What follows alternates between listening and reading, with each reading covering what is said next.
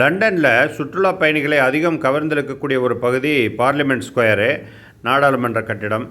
அதேமாரி பிக்பென் கடிகாரம், லண்டன் ஐ, Westminster Abe எனும் தேவாலயம் மற்றும் கூப்பிடு தூரத்தில் இருக்கக்கூடிய பிரதமரின் இல்லமான நம்பர் 10 டவுனிங் ஸ்ட்ரீட் என லண்டனுடைய அடையாள சின்னங்களில் பெரும்பாலானவற்றை ஒரே இடத்தில் பார்க்க முடியும். கொசுராக அந்த கால டெலிஃபோன் பூத்துகளுக்கு சிவப்பு பெயிண்ட் அடித்து ஆங்காங்கே நிறுத்தி வைத்திருக்கிறார்கள். அதில் ஃபோன் பேசுவது போல ஃபோட்டோ எடுத்துக்கொள்வதற்கு மக்கள் வரிசையில் நிற்கிறார்கள். நாடாளுமன்ற கட்டடத்தில் பார்வையாளர்களுக்கான பகுதி ஒன்றும் உள்ளது.